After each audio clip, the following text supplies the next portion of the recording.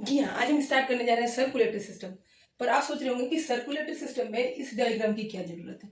जी हाँ, इस डायग्राम की ज़रूरत है, हमें समझना होगा कि सर्कुलेटरी सिस्टम काम कैसे करता है और इसका क्या नीड है। हमारी बॉडी में बहुत सारे सिस्टम्स होते हैं। डाइजेस्टिव सिस्टम है, एक्सक्रीटरी है, रिप्रोडक्टिव है, रेस्पिरेटरी है, so many systems are there. पर ये सारे सिस्टम वेरियस ऑर्गन से मिलकर बने होते हैं और इन ऑर्गन्स को हेल्दी भी रखना होता है, क्योंकि ये ऑर्गन्स किसी भी मशीन को जब हमें चलाना होगा तो मशीन को क्या देना होगा, कुछ उसका फ्यूल देना होगा। तो हमारे बॉडी के अंदर जो मशीन्स हैं, जो इतने सारे ऑर्गन्स हैं, वो कैसे काम करेंगे? उनको कहाँ से वो फ्यूल मिलेगा? तो वो फ्यूल मिलेगा हमारे सर्कुलेटरी सिस्टम द्वारा। कैसे मिलेगा? तो जैसे कोई भी सेल है, तो सेल हमारी बॉडी किसकी बनी हुई है? तो सेल्स की बनी हुई है। तो सेल्स को क्या चाहिए? ग्रो करने के लिए, डिवाइड करने के लिए न्यूट्रिशन चाहिए, और न्यूट्रिशन कहाँ से आएगा? न्यूट्रिएंट से आएगा। और वो न्यूट्रिएंट कहाँ से आएगा? फूड से आएगा। भाई तो हम फूड खाते हैं, चबाते हैं, वो पेट में हमारे जाता है और डाइजेस्ट होता है, ठीक है? तो वो लेकिन पूरी बॉडी में, वो हमारे हाथ में, ब्रेन में, सब जगह तो आता नहीं है। पर कैसे ये हो जाता है? ऐसे ही अगर हम बात करें कि या हमें हेडेक हो गया, हम कोई मेडिसिन ले लेते हैं, वो मेडिसिन हम लेते हैं मुंह से, और हमारा जो हेडेक है वो ठीक होता है। कैसे होता है? आखिरकार कौन सी चीज है जो हमारे बॉडी में उस मेडिसिन को हमारे हेड पे ले जाके हेड को ठीक करती है? ठीक है, तो इसको समझने के लिए हमें समझना होगा पहले इसको।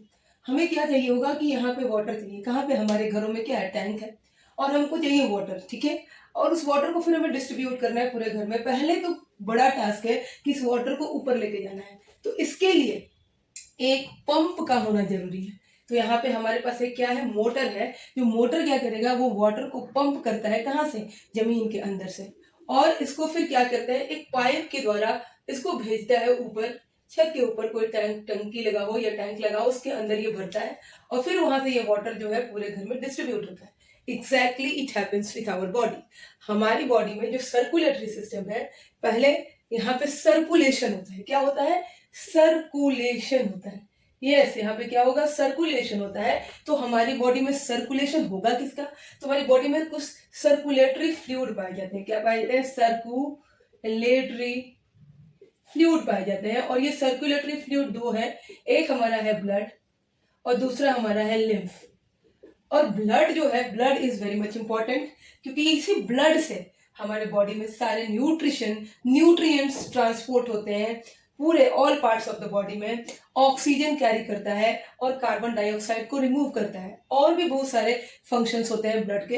यानी ब्लड ट्रांसपोर्ट करता है किसको? न्यूट्रिएंट्स को हमारी पूरी बॉडी में। कैसे होगा इसको समझेंगे। तो ये सर्कुलेटरी सिस्टम में एक तो ब्लड हो गया। अब क्या हो गया? ब्लड, यानी कि अगर हम कंपेयर करें इस डायग्राम से, तो ब्लड क्या हुआ? वाटर फ्लूइड, लिक्विड है जिसको ट्रांसपोर्ट करना है। भाई तो ट्रांसपोर्ट करने के लिए पूरी बॉडी में ऐसे तो ट्रांसपोर्ट होगा नहीं। अब ब्लड हमारे पैरों से ऊपर तक कहाँ से जाएगा? कैसे जाएगा? तो उसके लिए हमें एक पंप की जरूरत होगी, और पंप का काम करेगा हमारा हार्ट। ये हमारा काम करेगा किसकी तरह? एक पंप की तरह, पंपिंग मशीन की तरह ये काम करेगा, ठीक है? अब ये कैरी हो रहा है, ब्लड को पंप करेगा हार्ट, और ब्लड को पूरे बॉडी में सर्कुलेट होना है। पर ब्लड ऐसे ही सर्कुलेट तो होगा नहीं। कैसे होगा? अगर हम मोटर लगा दें और पानी जमीन से खींच दें, तो ये ऊपर एग्जैक्टली कैसे टैंक में जाएगा? या टैंक से भी पानी हमें किचन में चाहिए, वॉशरूम में चाहिए, गार्डन एरिया में चाहिए, जहां भी चाहिए। तो अगर कोई मीडियम ना हो तो हम कैसे वाटर को डायरेक्ट करेंगे? तो उसके लिए हमें यहाँ पाइप चाहिए। तो हमारी बॉडी के अंदर भी पाइप चाहिए, और वो क्या होंगे? वो होंगे ब्लड वेसल्स। क्या होंगे वो? Blood vessels. ये होंगे हमारे ब्लड वेसल्स, ठीक है? यानी कि सर्कुलेटरी सिस्टम जो है वो इन तीन कंपोनेंट्स पे ही डिपेंड करता है। क्या? Blood, heart and blood vessels. Heart हमारा पंपिंग मशीन है, ब्लड को सर्कुलेट करना है, और ब्लड वेसल्स के द्वारा इसको सर्कुलेट करना है। लिम्फ का भी होगा, लिम्फ को भी हम कहाँ से? इसको लिम्फ वेसल्स होते हैं, उससे सर्कुलेट होगा। तो वो अभी हम देखेंगे। पहले हमें देखना है इस ब्लड के बारे में। तो इस तरह से जो है न्यूट्रिएंट जो हम खाते हैं, वो हमारे क्या होता है? बॉडी के अंदर एब्जॉर्ब हो जाता है, और ठीक है, वो एब्जॉर्ब करती है, और एब्जॉर्ब करके वो ब्लड के अंदर एब्जॉर्ब होता है, और ब्लड उसको पूरी बॉडी में सर्कुलेट कर देता है। ईच एंड एवरी सेल को वो न्यूट्रिएंट्स पहुंचा देता है, जिसकी वजह से हमारे सेल्स जो है हेल्दी रहते हैं, और हम ग्रो करते हैं। हमारे पूरे जो सिस्टम, बॉडी के सिस्टम है, all the organs they work very properly. तो हमारा सर्कुलेटरी सिस्टम क्या क्या कंटेन करता है? अगर हम बात करें हमारे सर्कुलेटरी सिस्टम की, तो इसमें सबसे पहले हमें हार्ट चाहिए, उसके बाद हमें ब्लड चाहिए, और फिर क्या चाहिए? यहाँ पे ब्लड वेसल्स चाहिए, ब्लड वेसल्स। तो जहां पे भी ब्लड वेसल्स होगा, इस तरह की सर्कुलेटरी सिस्टम को हम क्लोज्ड सर्कुलेटरी सिस्टम कहते हैं। क्लोज्ड सर्कुलेटरी सिस्टम कहते हैं। क्यों कहते हैं? क्योंकि जो ब्लड है वो फ्लो कर रहा है, जो ब्लड है उसका ट्रांसपोर्टेशन हो रहा है ब्लड वेसल के अंदर, एक बंद जगह से होके, बंद नली से होके वो ब्लड जो है फ्लो कर रहा है, इसलिए इसको हम क्लोज सर्कुलेटरी सिस्टम कहते हैं। पर बहुत सारे ऐसे भी ऑर्गेनिज्म होते हैं जिनके अंदर ब्लड जो है जो ओपनली फ्लो करता है, तो उनको हम क्या कहते हैं? उनको कहते हैं ओपन सर्कुलेटरी सिस्टम। तो हमारी बॉडी में और मोस्ट ऑफ द मैमल्स में एंड ऑर्गेनिज्म में क्या होता है? वो होता है हमारा क्लोज सर्कुलेटरी सिस्टम, जिसमें ब्लड जो है वो ब्लड वेसल से होके गुजरता है, तो इसको हम बोलते हैं क्लोज सर्कुलेटरी सिस्टम। अभी हमने बात किया था कि कितने तरह के बॉडी हमारे अंदर फ्लूइड है, तो ट्रांसपोर्ट लाइक सर्कुलेटरी फ्लूइड है, तो एक तो ब्लड हो गया, हमने बात किया, एक तो हो गया ब्लड, ठीक है, और दूसरा हो गया हमारा लिम्फ, और इसके अलावा भी एक होता है जिसको हम बोलते हैं टिश्यू फ्लूइड। तो इसको क्या बोलते हैं? टिश्यू फ्लूइड्स बोलते हैं। कैसे होगा टिश्यू फ्लूइड? तो ये हमने मान लिया एक टिश्यू है जो कि छोटे छोटे सेल्स से मिलकर बना हुआ है। ये किससे मिलकर बना है? सेल से मिलकर बना हुआ है। तो इन सेल के बीच में एक स्पेस है और इस स्पेस को ऑक्यूपाई करता है ये फ्लूइड, तो इसलिए इसको हम क्या बोलते हैं? इसको बोलते हैं टिश्यू फ्लूइड्स। टिश्यू फ्लूइड बोलते हैं इसको, ओके, क्योंकि ये सेल्स के, ऑर्गन के सेल्स के बीच में स्पेस होता है, उसको ये ऑक्यूपाई करता है, इसलिए इसको टिश्यू फ्लूइड बोलते हैं। बट हमें अभी बॉडी फ्लूइड के बारे में या टिश्यू फ्लूइड के बारे में समझ लिया। लिम्फ है और ब्लड है, तो ब्लड क्या? ब्लड की कुछ प्रॉपर्टीज होती हैं। ब्लड की क्या प्रॉपर्टीज होंगी? तो ब्लड का कलर रेड होता है, अभी पढ़ेंगे क्यों होता है। तो अगर हम बात करें ब्लड की, तो ब्लड का कलर कैसा होगा? तो ये रेड कलर का होता है, ठीक है, और थोड़ा सा स्टिकी होता है। ये कैसा होगा? स्टिकी होगा। हमारी बॉडी में 5 to 6 लीटर जो ब्लड होगा वो हमारी बॉडी में रहता है, 5 to 6 litre, and never stationary. ये कभी भी स्टेशनरी यानी कि रुका हुआ नहीं होता, ऑलवेज इट इज मूविंग, रुकता नहीं है ब्लड, हमेशा इसमें क्या होता है? एक मूवमेंट होता है। और इसका जो टेस्ट होता है वो कैसा होता है? वो होता है सॉल्टिश। इसका टेस्ट जो होता है वो होता है सॉल्टिश। तो ये ब्लड की कुछ प्रॉपर्टीज हुए। ब्लड मतलब इन जनरल अगर पूछा गया है कि ब्लड कैसा होता है, तो ब्लड का कलर रेड होता है, ठीक है, उसका टेस्ट सॉल्टिश होता है, वो स्टिकी होता है। क्यों होता है ये सारा भी हम देखेंगे। और एक एडल्ट में 5 to 6 लीटर्स ऑफ ब्लड पाया जाता है, and the blood is never stationary. Blood हमेशा चलता रहता है, मूवमेंट करते हुए रहता है, कभी भी रुकता नहीं है। तो इस ब्लड का हमारी बॉडी में सर्कुलेशन होता है। और ब्लड का सर्कुलेशन कहाँ होता है? तो ब्लड का सर्कुलेशन हार्ट से पूरी बॉडी में, और बॉडी से फिर से हार्ट में क्या होता है? ये सर्कुलेशन होता है।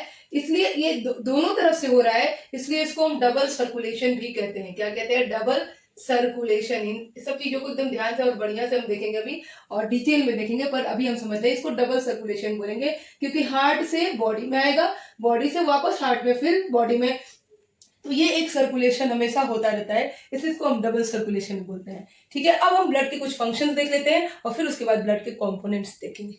फंक्शंस ऑफ ब्लड, अगर हम ब्लड के फंक्शंस की बात करें तो बहुत सारे फंक्शंस है ब्लड के, बट दो मेजर फंक्शन है। वो है, एक तो है इसका फंक्शन क्या होता है, एक तो इसका फंक्शन है ट्रांसपोर्टेशन, ओके, इसको भी हम देखेंगे। और दूसरा इसका फंक्शन है प्रोटेक्शन। किस तरह से ये ट्रांसपोर्ट करता है, क्या क्या ट्रांसपोर्ट करता है और किस तरह से ये प्रोटेक्ट करता है, इसको भी हम समझ लेंगे। तो पहले हम देखेंगे ट्रांसपोर्टेशन में क्या होगा कि ये क्या क्या चीजों को ट्रांसपोर्ट करेगा। तो सबसे कम ट्रांसपोर्ट ऑफ डाइजेस्टेड फूड, तो क्या होगा यहाँ पे? Transport of digested food. तो ये ट्रांसपोर्ट ऑफ डाइजेस्टेड फूड कहाँ होता है? तो ट्रांसपोर्ट ऑफ डाइजेस्टेड फूड ये पूरे फूड को एलिमेंट्री कैनाल से लेके पूरे बॉडी पार्ट्स में ये भेजता है। तो ट्रांसपोर्ट ऑफ डाइजेस्टेड फूड हो गया, ये पूरे डाइजेस्टेड फूड को बॉडी जब एब्जॉर्ब करती है तो एलिमेंट्री कैनाल यानी कि हमारे इंटेस्टाइन से लेता है और पूरी बॉडी में डिस्ट्रीब्यूट कर देता है। उसके बाद ये क्या करता है? तो ये दूसरा फंक्शन इसका क्या हुआ? Transport of oxygen. Yes, transport of oxygen. कैसे? तो ये लंग्स है, लंग्स से ब्लड आया और ब्लड ये हमारा क्या हो गया? ब्लड हो गया, और ब्लड ने क्या लिया? O2 लिया और इसको पूरे बॉडी में भेजा, ठीक है, बॉडी में हार्ट के थ्रू, तो ये हार्ट के थ्रू पूरे बॉडी में गया। तो हमारे ब्लड के अंदर क्या होता है? ब्लड के अंदर हेमोग्लोबिन होता है। तो अगर हम बात करें हेमोग्लोबिन की, और इसमें जब ऑक्सीजन इससे कंबाइन करता है तो क्या बनाता है? Oxy haemoglobin. हीमोग्लोबिन, ठीक है। ये ऑक्सी हेमोग्लोबिन जो है ये oxygen rich haemoglobin, oxygen rich blood, ये हमारे सेल के, हमारे बॉडी के ईच एंड एवरी पार्ट में हर एक सेल को जाता है, और ये जाता है तो ऑक्सीजन भी लेके जा रहा है और साथ साथ डाइजेस्टेड फूड भी ले जा रहा है, ठीक है। ये तो हो गया। तो ये ऑक्सी हेमोग्लोबिन बना, ठीक है। ऑक्सी हेमोग्लोबिन बन के कहा गया, ये ब्लड पहुंचता है हमारे सारे सेल्स के पास, एक एक सेल्स के पास पहुंचेगा, और इसके बाद जो होगा वो क्या होगा कि इसके बाद होगा यहाँ पे ट्रांसपोर्ट ऑफ कार्बन डाइऑक्साइड। तो मैं यहाँ पे लिख दूं पहले, transport of CO2। Transport of CO2 ये कैसे हो रहा है? तो जब हेमोग्लोबिन जो है वो सेल्स को मिल गया, तो सेल्स में क्या हुआ, वहां पे ऑक्सीडेशन हो रहा है फूड का, तो वहां से कार्बन डाइऑक्साइड रिलीज होगा, और उस कार्बन डाइऑक्साइड को लेके ये वापस कहां देगा, लंग्स में देगा। यानी कि फिर से ये जो हमारा हेमोग्लोबिन है वो CO2 के साथ कंबाइन होगा, और अब ये क्या फॉर्म करेगा, तो carb amino haemoglobin, yes, carb amino haemoglobin ये फॉर्म करेगा, और ये वापस किसको देगा, लंग्स को देगा। तो ये CO2 लिया इसने, और CO2 लेके ये किसको देगा, तो ये लंग्स को दे देगा, और यहाँ पे क्या कर रहा है, लंग्स से ऑक्सीजन लेके पूरे बॉडी पार्ट्स को दे रहा है। तो इसमें क्या ट्रांसपोर्ट हुआ, transport of digested food, transport of oxygen and transport of CO2 यानी कार्बन डाइऑक्साइड। इसका फंक्शन है वो है ट्रांसपोर्ट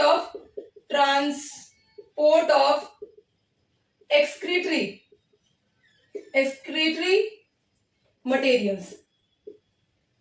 एक्सक्रीटरी मटेरियल्स का ट्रांसपोर्टेशन होगा, कैसे होगा, तो एक्सक्रीटरी मटेरियल्स में मेनली अगर हम बात करें यूरिया की, तो जो हमारा लीवर है, ये क्या है, लीवर, और लीवर में ही बनेगा क्या, यूरिया, और इस यूरिया को ब्लड जो है वो लेगा, और ब्लड लेके कहाँ पहुंचाएगा, तो ये किडनी में पहुंचाएगा, और ये किडनी में पहुंचाएगा, और यहाँ किडनी से फिर क्या ये फॉर्म हो जाएगा यूरिन में, और यूरिन से ये यूरिन बन के क्या होगा, एक्सक्रीट हो जाएगा, ये बॉडी से बाहर निकल जाएगा। तो इस हिसाब से ये क्या कर रहा है, ट्रांसपोर्ट ऑफ एक्सक्रीटरी मटेरियल्स, ये यूरिया जैसे मटेरियल को लेके किडनी को देता है, और किडनी से उसका यूरिन फॉर्मेशन होके वो ब्लड से वो यूरिन के क्या होता है, बाहर निकल जाता है, ठीक है।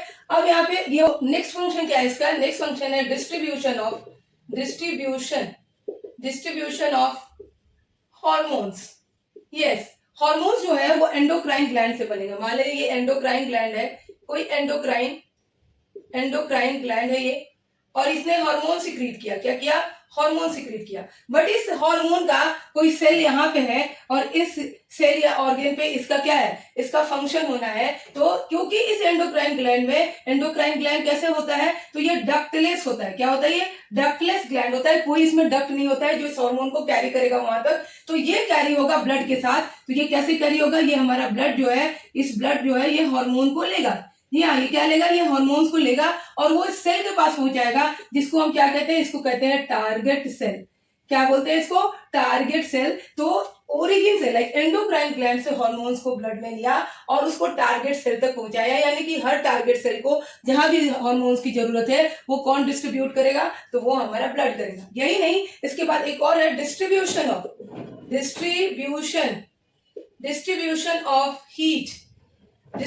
ऑफ हीट, यानी कि जब ब्लड हमारी बॉडी में रन कर रहा है तो वो थोड़ा सा हीट भी क्या करता है, क्रिएट करता है, हीट भी जनरेट होता है, और उस हीट को पूरी बॉडी में वो डिस्ट्रीब्यूट करता है, जिससे हमारे बॉडी का जो टेम्परेचर है वो मेंटेन रहता है। तो ये कुछ हो गए पॉइंट जो कि है हमने जो बोला ट्रांसपोर्टेशन में, transportation of digested food, transportation of oxygen, carbon dioxide, excretory material, then we can see the transport distribution of hormones and distribution of heats. ये कुछ जो फंक्शन है ब्लड के वो किससे है, ट्रांसपोर्टेशन से रिलेटेड है। अब देखते हैं प्रोटेक्शन के से रिलेटेड। तो फंक्शन ऑफ ब्लड में अभी हम देखेंगे कि प्रोटेक्शन में क्या होगा। तो पहले तो होगा क्लॉट, यानी ब्लड क्लॉट हो जाता है अगर किसी को कहीं चोट लग गया, ये वुंड है, यस ये क्या है, वुंड है, यहाँ पे घाव है, चोट है, तो इससे क्या होने लगती है, यहाँ से ब्लीडिंग होने लगती है। क्या होने लगती है, ब्लीडिंग होने लगती है। बट यहाँ पे क्या होगा कि ये ब्लड जो है वो कर लेगा, वो क्लॉट करने लगेगा। ब्लड क्या करेगा, यहाँ पे क्लॉट, यहाँ से ब्लीडिंग क्या होगा, ब्लीडिंग जो है हमारा बंद हो जाएगा। तो सबसे पहले ये एक चीज करता है, क्या करता है, ब्लड क्लॉट करता है, जिसकी वजह से क्या हो सकता है, it prevents the entry of of germs like जहाँ पे खुला जगह है, अगर कोई घाव है, चोट लग गया, तो वहां से जर्म्स की एंट्री को ये क्या करता है, प्रिवेंट कर देता है। ठीक है, और दूसरा, ये तो एक फंक्शन हुआ क्लॉटिंग का, दूसरा क्या फंक्शन होगा कि इस ये जो ब्लड है, blood contains what is blood contains what is WBC white blood cells. And white blood cells क्या होता है, ये हमारे शरीर के जो भी इन्फेक्शन है उनको खत्म करता है। अगर कोई डिजीज कॉजिंग जर्म एंटर करता है तो वो उस बैक्टीरिया को WBC क्या करेगा, इनगल्फ कर लेता है। क्या, इनगल्फ बैक्टीरिया या कोई भी डिजीज कॉजिंग जर्म्स होंगे उनको क्या करेगा, ब्लड के अंदर क्या करेगा, इनगल्फ कर लेगा, डिस्ट्रॉय कर देगा। तो इस तरह से ये ब्लड हमारा क्या कर रहे हैं, प्रोटेक्शन कर रहे हैं। ठीक है, तो ब्लड का ये प्रोटेक्शन क्लॉटिंग के द्वारा, एंड ब्लड क्या करेगा, फिर ये WBC इसके अंदर होता है, जो कि कोई भी ऐसा जर्म अंदर जा रहा है, बैक्टीरिया जा रहा है जो डिजीज कॉज कर सकता है, उसको ये डिस्ट्रॉय कर देगा। दूसरा, ये एंटीटॉक्सिन एंड एंटीबॉडीज भी बनाता है, जिसकी वजह से कोई भी पॉइजनस जो पॉइजन को क्या कर सकता है, एंटीटॉक्सिन जो है बहुत सारी जो पॉइजनस सब्सटेंस होते हैं हमारी बॉडी के अंदर, उसको खत्म कर देता है। एंटीबॉडीज क्या करेगा, एंटीबॉडीज बहुत सारे जर्म से लड़ता है और इन्फेक्शन को खत्म करता है, डिजीज से हमको प्रोटेक्ट करता है। तो ये कुछ हो गया हमारे प्रोटेक्शन से। तो हमने देख लिया कि ब्लड कैसे ट्रांसपोर्टेशन में हेल्प करता है और देखा कि कैसे ये प्रोटेक्शन में हेल्प करता है। अब हम देखते हैं कि ब्लड का कॉम्बिनेशन क्या है, ब्लड किन किन चीजों से मिलकर बना होता है। तो जो ब्लड है, ब्लड क्या क्या कंटेन करता है, तो ब्लड जो है ये बनाता है, ब्लड कंटेन्स, और ब्लड इज कंपोज्ड ऑफ किस किस चीज का बना होगा, तो सबसे पहले प्लाज्मा का बना होगा, जिसका क्या क्वांटिटी हो सकता है, तो लगभग ये 55 से 60% होता है। एंड प्लस ब्लड सेल्स होंगे, या सेलुलर मैटर भी कहेंगे, ये कम से कितना होगा, 45 to 50% हो सकता है। ठीक है, तो ये हमारा ब्लड का कॉम्पोजिशन है कि प्लाज्मा होगा, ब्लड सेल्स होगा। अब ये जो ब्लड सेल्स है ये 3 तरह के होते हैं। कौन कौन से होंगे, तो सबसे पहले हम देख लेंगे। तो सबसे पहले हमारा आएगा आरबीसी को हम रेड ब्लड सेल्स भी कहते हैं, ठीक है। और इसका एक और नाम है जिसको हम बोलते हैं इराइथ्रोसाइट्स। यस, इसको हम क्या बोलेंगे, इराइथ्रोसाइट्स। तो सबसे पहला ब्लड सेल हमारा आरबीसी हो गया। दूसरा हमारा जो ब्लड सेल होगा वो होगा WBCs, that is the white blood cells. और इसको हम क्या कहते हैं, इसको कहते हैं ल्यूकोसाइट्स इसको बोलेंगे, ल्यूकोसाइट्स। ओके, और तीसरा जो हमारा होगा वो होगा प्लेटलेट्स होगा, और प्लेटलेट्स को हम क्या बोलेंगे, थ्रोम्बोसाइट्स। तो ये 3 ब्लड सेल्स होते हैं जो हमारे ब्लड के अंदर होते हैं, प्लाज्मा। और ये प्लाज्मा में कैसे होते हैं, सस्पेंडेड होते हैं। ये जो ब्लड सेल्स होते हैं, ये blood cells are, we can write here, blood cells are suspended into plasma. Blood cells जो है वो सस्पेंड होते हैं प्लाज्मा के अंदर। कैसे होते हैं वो भी देख लें। तो एक समझ लेते हैं कि एक हमारा, जैसे कि अगर हम बात करें कि हम ब्लड बनाने जा रहे हैं, हमें ब्लड बनाना है, हमें ब्लड तैयार करना है, तो कैसे करेंगे। तो सबसे पहले हम क्या लेंगे, इसके अंदर एक हमें क्या चाहिए, हमें चाहिए सॉल्वेंट, या जिसके अंदर हम किसी चीज को, फ्लूइड पार्ट चाहिए जिसमें हम सस्पेंड करेंगे। तो वो हमारा जो बेस पार्ट है वो है क्या, ये है हमारा प्लाज्मा। ठीक है, और इस प्लाज्मा के अंदर जो कि हमारा कितना है, 55 से 60% है, इसके अंदर हम डिफरेंट ब्लड सेल्स डालेंगे। यानी हमने व्हाइट ब्लड सेल्स डाल दिया इस तरह से, और ये क्या कर रहा है, ये डिसॉल्व नहीं हो रहा है, ये सस्पेंडेड है। ये मतलब इसके पार्टिकल्स ब्लड के अंदर है, ये पूरी तरह से डिसॉल्व नहीं होगा। इसके अंदर हमने रेड ब्लड सेल्स डाल दिए, इस तरह से हमने रेड ब्लड सेल्स डाल दिए, और फिर इसमें हमने क्या डाल दिया, ये प्लेटलेट्स डाल दिया। तो ये हमारा क्या हो गया, ये सारे के सारे हमारे क्या हो गए, ब्लड सेल्स हो गए। और ये कैसे, ये सस्पेंडेड है। जैसे कि सस्पेंशन में हम लोग देखें कि अगर हम कफ सिरप लेते हैं और उसको हिलाएंगे तो उसके जो पार्टिकल्स है वो दिखाई देते हैं। इसी तरह से ब्लड है, तभी तो अगर हम कोई टेस्ट कराते हैं, ब्लड टेस्ट होता है, तो उसके ईच एंड एवरी पार्ट का, अगर हमें आरबीसी की काउंटिंग करनी है, WBC की करनी है, प्लेटलेट्स देखना है, प्लाज्मा कितना है, वो सारा पता चल जाता है। क्योंकि इन सारे चीजों को हम क्या कर सकते हैं, सेपरेट कर सकते हैं। कैसे सेपरेट कर सकते हैं, तो वो क्योंकि वो सस्पेंडेड है और इजिली हम उनको माइक्रोस्कोप से भी क्या कर सकते हैं, देख सकते हैं। ठीक है, तो ये पूरी तरह से डिसॉल्व नहीं होते हैं, ये क्या होते हैं, ये सस्पेंडेड होते हैं। यानी कि जो ब्लड होता है, blood contains RBC WBC, the blood contains blood is composed of plasma and blood cells, okay. And blood cells कितने तरह के हो गए, 3 तरह के होते हैं, जो कि सस्पेंडेड होते हैं प्लाज्मा के अंदर। कहाँ सस्पेंडेड होते हैं, प्लाज्मा के अंदर होते हैं। तो आज के वीडियो में बस इतना ही। इसके आगे हम डब्ल्यूबीसी आरबीसी प्लेटलेट्स के बारे में अच्छे से समझेंगे, प्लाज्मा के बारे में समझेंगे, और उसके आगे फिर देखेंगे और कुछ क्वेश्चंस को भी करेंगे। अगर आपको मेरी वीडियो अच्छी लगी तो लाइक शेयर और सब्सक्राइब करिए चैनल को। Thank you.